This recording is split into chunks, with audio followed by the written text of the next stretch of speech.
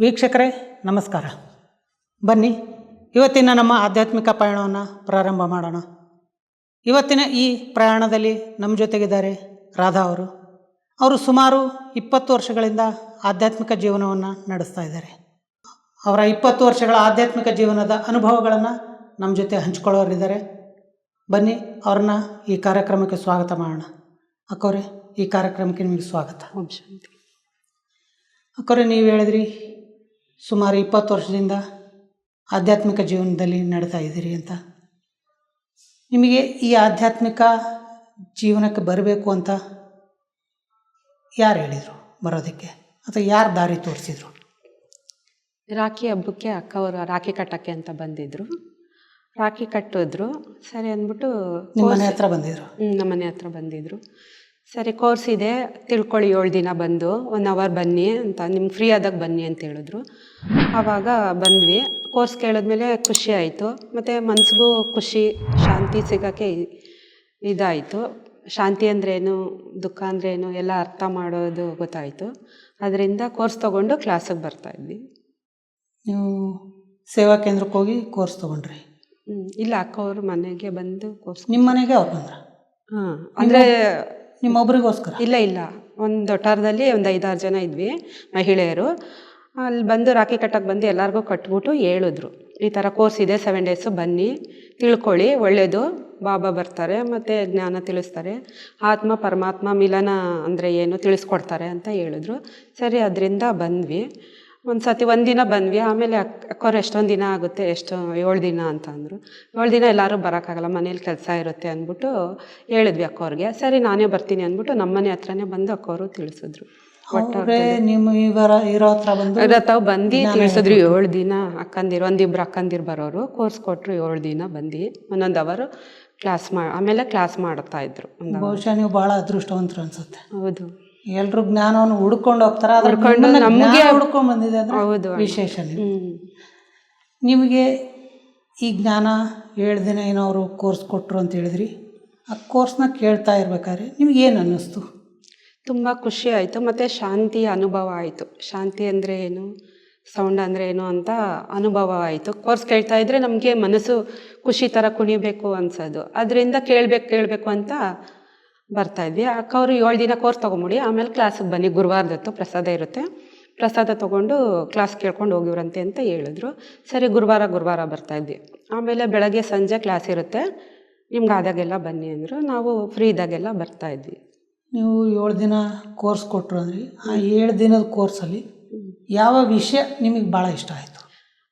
ಮತ್ತು ಶಿವ ಅಂದರೆ ನಮಗೆ ಇಷ್ಟ, ನಮ್ಮ ಮನೆ ದೇವರು ಅದೇ. ಶಿವನ ಬಗ್ಗೆ ತಿಳಿಸ್ಕೊಡ್ತೀವಿ ಅಂದರು. ಮತ್ತು ಜಾಗರಣೆ ಮಾಡಬೇಕು, ಉಪವಾಸ ಇರಬೇಕು, ಅದೆಲ್ಲ ಹೇಳ್ತಾಯಿದ್ವಿ ನಾವು. ಈಗ ಭಕ್ತಿ ಮಾರ್ಗದಲ್ಲಿ ಇದ್ವಲ್ಲ, ಹೇಳ್ತಾಯಿದ್ರು. ಇದೆಲ್ಲ ಅವಶ್ಯಕತೆ ಇಲ್ಲ ಹಾಕೋರೆ, ನಿಮಗೆ ವ್ಯರ್ಥ ಆಗುತ್ತೆ ಟೈಮು. ಇದ್ರ ಬದಲು ಜ್ಞಾನ ತಿಳ್ಕೊಳ್ಳಿ, ನೀವು 4 ಜನಕ್ಕೆ ತಿಳಿಸ್ಬೋದು. ಉಪವಾಸ ಮಾಡೋದ್ರಿಂದ ಏನಿಲ್ಲ, ಉಪ ಅಂದರೆ ಹತ್ತಿರ ಭಗವಂತನ ಹತ್ರ, ವಾಸ ಅಂದರೆ ವಾಸ ಮಾಡೋದು, ಆ ಥರ ಇರ್ಬೋದು. ಅಂದರೆ ನಾವು ಶಿವನ ಜೊತೆನೇ ಇರ್ಬೋದಲ್ವ ಅನ್ನೋ ಖುಷಿಗೆ ತಿಳ್ಕೊಳಕ್ಕೆ ಬರ್ತಾಯಿದ್ವಿ ನಾವು. ಆವಾಗ ಆ ವಿಷಯಗಳು ಖುಷಿ ಆಯಿತು. ಮತ್ತು ನಮ್ಮ ಮನೆ ಇದು ಅಂದ್ಕೊಂಡಿದ್ವಿ, ನಮ್ಮ ಮನೆ ಇದೆಲ್ಲ ಪರಂಧಾಮ, ಅಲ್ಲಿ ಆತ್ಮಗಳು ವಾಸ ಮಾಡೋದು ಅಂತ ಎಲ್ಲ ತಿಳಿಸ್ಕೊಟ್ರು. ಎಲ್ಲ ಜ್ಞಾನ 7 ದಿನದ ಜ್ಞಾನನೂ ಲಕ್ಷ್ಮೀನಾರಾಯಣ ಆಗ್ಬೋದು ಅಂತ ಹೇಳಿದ್ರು. ನಾವು ಈ ಥರ ಇದ್ದೀವಿ, ಲಕ್ಷ್ಮೀನಾರಾಯಣ ಆಗ್ಬೋದಲ್ವ ಅಂತ ಖುಷಿಗೆ ಬರ್ತಾಯಿದ್ವಿ. ಆ ಗುಣಗಳು ಮತ್ತು ಎಲ್ಲ ಅಲಂಕಾರ ಎಲ್ಲ ನೋಡಿ ನಮ್ಗೆ ಖುಷಿ ಆಯ್ತಾಯಿತ್ತು. ಸರಿ, ನಾವು ಆ ಥರ ಆಗ್ಬೋದು ಅಂದರೆ ಯಾಕೆ ಬರಬಾರ್ದು ಅಂದ್ಬಿಟ್ಟು ಮನೇಲೆಲ್ಲ ಬೇಗ ಕೆಲಸ ಮಾಡಿ 1-2-3 ಅಕ್ಕಂದಿರು ಜೊತೇಲಿ ಬರ್ತಾಯಿದ್ವಿ. ನೀವೇನೋ ಕೋರ್ಸ್ ತೊಗೊಂಡ್ರಿ, ಕ್ಲಾಸಿಗೆ ಬರ್ತಿದ್ರಿ, ನಿಮ್ಮ ಮನೆಯಲ್ಲಿ ಇದಕ್ಕೆ ಒಪ್ಪಿಗೆ ಇತ್ತಾ? ಅವ್ರು ಯಾವುದು ಅಬ್ಜೆಕ್ಷನ್ ಮಾಡಲಿಲ್ವಾ? ಅದೇ ಫಂಕ್ಷನ್ಗೆ ಹೋಗ್ತಾ ಇರಲಿಲ್ಲ ಅಂದ್ಬಿಟ್ಟು ಸ್ವಲ್ಪ ಅಬ್ಜೆಕ್ಷನ್ ಮಾಡೋರು.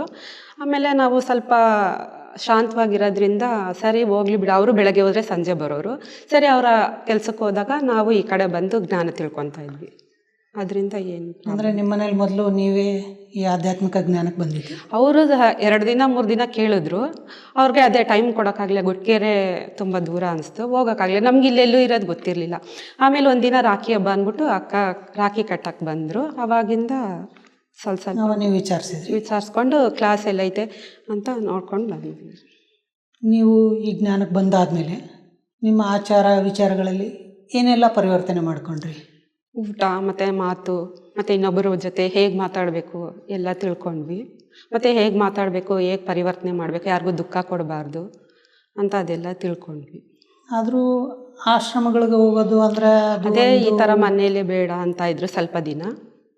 ಅಲ್ಲ, ಆದ್ರೂ ಆಶ್ರಮಗಳಿಗೆ ಹೋಗೋದು ಅಂದರೆ ಜನ ಯೋಚನೆ ಮಾಡೋ ರೀತಿನೇ ಬೇರೆ ಇರುತ್ತೆ. ಹೌದು, ಆದರೆ ನಿಮ್ಮ ರಿಲೇಷನ್ಸು ನಿಮ್ಮ ಅವರು ಹೇಳಿದ್ರು ಅದೇ ಅವರೆಲ್ಲ ನಿಮಗೆ ಏನು ಹೇಳಿಲ್ವಾ ಈ ಥರ ಆಶ್ರಮ ಹೇಳ್ತಾ ಇದ್ರು, ವೈಟ್ ಸೀರೆ ಉಟ್ಕೊಬೇಕು, ಅಲ್ಲಾಗಬೇಕು, ತಿನ್ನೋದೆಲ್ಲ ಬಿಡಬೇಕು, ಏನಕ್ಕೆ ಹೋಗ್ತೀವಿ ಈ ವಯಸ್ಸಿಗೆ ಬೇಡ.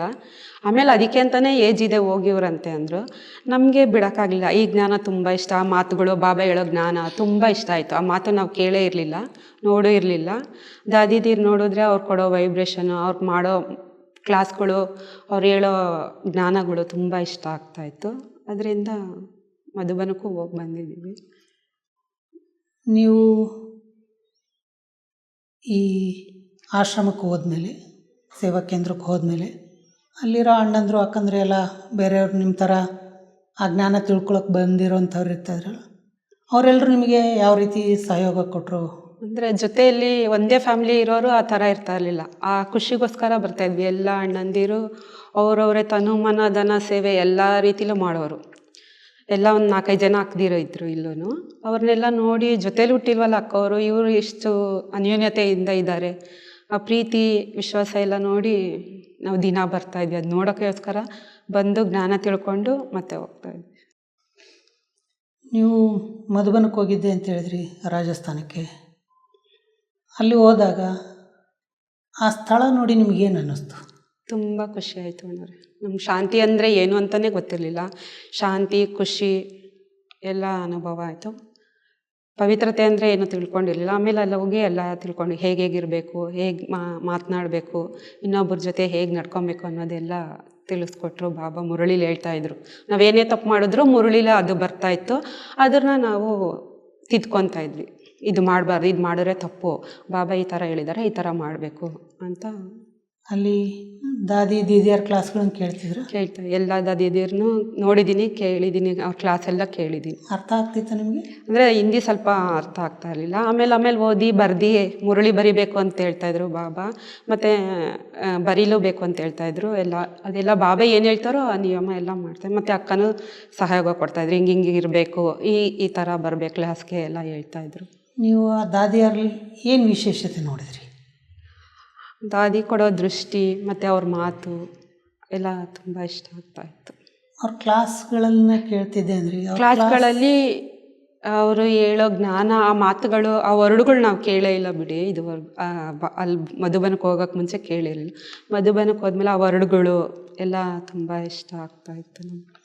ನೀವು ರಾಜಸ್ಥಾನಕ್ಕೆ ಹೋಗಿ ಬಂದ ಮೇಲೆ ನಿಮ್ಮ ಜೀವನದಲ್ಲಿ ಏನೆಲ್ಲ ಪರಿವರ್ತನೆಗಳನ್ನು ಮಾಡ್ಕೊಂಡ್ರಿ? ಎಲ್ಲ ತಿಂಡಿ, ಪೂಜೆ ಮಾಡ್ತಾಯಿದ್ದು, ತುಂಬ ಪೂಜೆ ಮಾಡ್ತಾಯಿದ್ವಿ.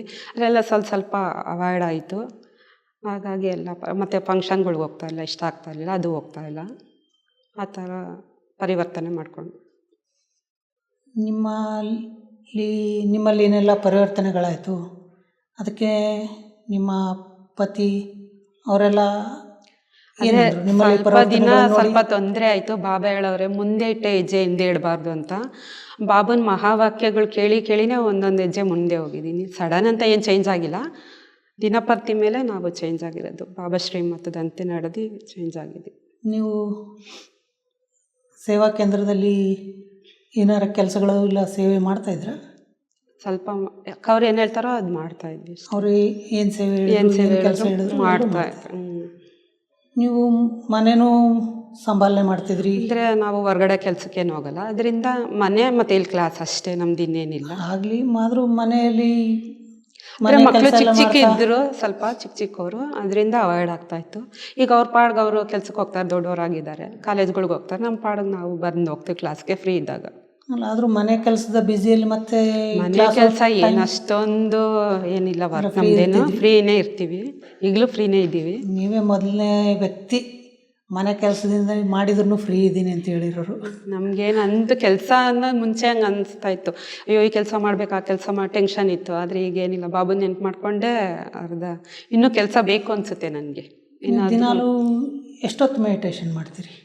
ಅಮೃತ ವೇಳೆಗೆ ಎದ್ದೇಳ್ತೀನಿ.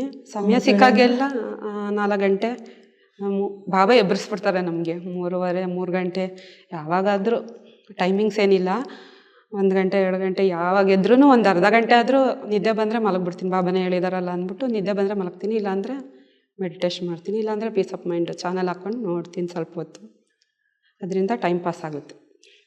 ನೀವು ಈ ಜ್ಞಾನ ಏನು ತೊಗೊಂಡ್ರಿ, ಆಧ್ಯಾತ್ಮಿಕ ಜ್ಞಾನ, ಇದು ನಿಮಗೆ ಮನೆಯಲ್ಲಿ ಕೆಲಸ ಮಾಡೋದಕ್ಕೆ ಉಪಯೋಗ ಆಗುತ್ತಾ? ತುಂಬ ತುಂಬ ಯಾವ ಉಪಯೋಗ, ರೀತಿ ಉಪಯೋಗ ಆಗುತ್ತೆ? ಎಲ್ಲ ರೀತಿಲೂ. ಇವಾಗ ಟೆನ್ಷನ್ ಮಾಡ್ಕೊತೀವಿ, ಆದರೆ ಬಾಬಾ ಟೆನ್ಷನಿಂದ ಈ ಕೆಲಸ ಮಾಡಬೇಕು, ಈಗ ಮಾಡಬೇಕು, ಅದು ತಪ್ಪಾದ್ರೂ ಬಾಬು ನೆನಪಿಂದ ಸರಿ ಹೋಗುತ್ತೆ. ಅದು ಬಾಬು ನೆನಪು ಮಾಡಿ ಒಂದು ಅರ್ಧ ಗಂಟೆ ಮೆಡಿಟೇಷನ್ ಮಾಡಿನೇ ನಾನು ಈಗಲೂ ಅಡುಗೆ ಮಾಡಬೇಕು ಅಂದರೆ, ಏನೇ ಕೆಲಸ ಮಾಡಬೇಕು ಅಂದರೆ ಮೆಡಿಟೇಷನ್ ಮಾಡಿನೇ ಮಾಡ್ತೀನಿ. ಮೆಡಿಟೇಷನ್ ಮಾಡ್ತೀನಿ ಅಂದರೆ ಆ ಮೆಡಿಟೇಷನ್ನಲ್ಲಿ ಯಾವತ್ತಾದರೂ ಏನಾದರೂ ವಿಶೇಷ ಅನುಭವ ಮಾಡಿದ್ದೀರಾ? ತುಂಬ ಆಗಿದೆ ಅಣ್ಣ. ಯಾವುದಾದ್ರು ಒಂದೆರಡು ನಮ್ಮ ವೀಕ್ಷಕರಿಗೆ ಹಂಚ್ಕೊಳ್ತೀರಾ? ಈಗ ಈ ಕೆಲಸ ಮಾಡ್ತೀವಿ, ಅದು ಆಗಲ್ಲ, ಮತ್ತು ನಮ್ಮ ಮನೆಯವರು ಏನೋ ತರಬೇಕು ಅಂತಿರ್ತಾರೆ, ಅದು ಆಗಲ್ಲ. ಬಾಬನ ನೆನ್ಪು ಮಾಡಿ ಈ ಥರ ಹೇಳಿದಾಗ ಅದಾಗುತ್ತೆ, ಅದು ಖುಷಿ ಆಗುತ್ತೆ.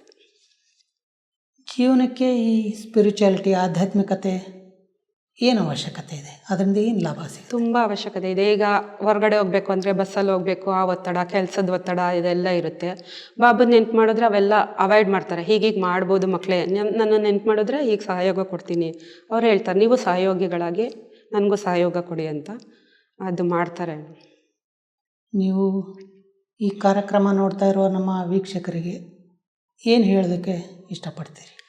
ಅದೇ, ಟೆನ್ಷನಿಂದ ತುಂಬ ಇರ್ತೀರಾ ನೀವು, ಇಲ್ಲಿ ಬಂದು ತಿಳ್ಕೊಳ್ಳಿ, ಆ ಟೆನ್ಷನಿಂದ ಮುಕ್ತ ಆಗ್ತೀರಾ. ಮತ್ತು ಯಾವ ಕಾಯಿಲೆನೂ ಬರಲ್ಲ ಮೆಡಿಟೇಷನ್ ಮಾಡಿದ್ರೆ, ಆರೋಗ್ಯವಂತರಾಗಿರ್ಬೋದು. ಬನ್ನಿ ತಿಳ್ಕೊಳ್ಳಿ. 7 ದಿನ ಆಗಲಿಲ್ಲ ಅಂದರೂ 5 ದಿನ 3 ದಿನಕ್ಕಾದರೂ ಈಗ ಕೋರ್ಸ್ ಕೊಡ್ತಾರೆ ಅಕ್ಕಂದಿರು, ನೀವು ತಿಳ್ಕೊಂಬಿಡಿ ಬಂದು ಅಂತ ಹೇಳ್ತೀನಿ. ನೀವು ಮತ್ತು ಮಿಸ್ ಮಾಡ್ಕೊಬೇಡ್ರಿ, ಈಗಿಲ್ಲ ಅಂದರೆ ಇನ್ನೆಂದಿಗೂ ಸಿಗಲ್ಲ ಈ ಜ್ಞಾನ. ಬನ್ನಿ ತಿಳ್ಕೊಳ್ಳಿ ಅಂತ ಮತ್ತೆ ಮತ್ತೆ ಹೇಳ್ತೀನಿ, ಮಗದೊಮ್ಮೆ ಹೇಳ್ತೀನಿ. ನೀವು ನಮ್ಮ ಕಾರ್ಯಕ್ರಮಕ್ಕೆ ಬಂದು ನಿಮ್ಮ ಅನುಭವಗಳನ್ನು ನಮ್ಮ ವೀಕ್ಷಕರ ಜೊತೆ ಹಂಚ್ಕೊಂಡ್ರಿ, ಅದಕ್ಕೋಸ್ಕರ ನಿಮಗೆ ಧನ್ಯವಾದಗಳು. ಓಂ ಶಾಂತಿ. ನೋಡಿದ್ರಲ್ಲ ವೀಕ್ಷಕರೇ, ಅಕ್ಕವರು ಅವ್ರ ಜೀವನದಲ್ಲಿ ಆಧ್ಯಾತ್ಮಿಕತೆಯನ್ನು ತುಂಬಿಕೊಂಡು ಏನೆಲ್ಲ ಲಾಭಗಳನ್ನು ಪಡೆದ್ರು ಅಂತ. ವಿಶೇಷವಾಗಿ ಅವರು ಒಂದು ಮಾತು ಹೇಳಿದರು, ಆಧ್ಯಾತ್ಮಿಕತೆಯಿಂದ ಒತ್ತಡ ಮುಕ್ತ ಜೀವನವೂ ಸಹ ನಿಮ್ಮದಾಗಬಹುದು. ಆ ರೀತಿ ಒತ್ತಡ ಮುಕ್ತ ಜೀವನವನ್ನು ನಿಮ್ಮದಾಗಿಸ್ಕೊಳ್ಬೇಕು ಅಂತಂದರೆ ನೀವು ಸಹ ಆಧ್ಯಾತ್ಮಿಕ ದಾರಿಯಲ್ಲಿ ನಡೀತಾ ನಿಮ್ಮ ಜೀವನದಲ್ಲಿ ಪರಿವರ್ತನೆಗಳನ್ನು ತಂದುಕೊಂಡು ನಿಮ್ಮ ಜೀವನವನ್ನು ಸಹ ಶ್ರೇಷ್ಠ ಮಾಡಿಕೊಳ್ಳಿ ಅಂತ ಹೇಳ್ತಾ ಈ ಕಾರ್ಯಕ್ರಮವನ್ನು ಮುಕ್ತಾಯ ಮಾಡ್ತಿದ್ದೀನಿ. ಮತ್ತೆ ಮುಂದಿನ ಸಂಚಿಕೆಯಲ್ಲಿ ಭೇಟಿಯಾಗೋಣ. ಅಲ್ಲಿವರೆಗೂ ನಮಸ್ಕಾರ.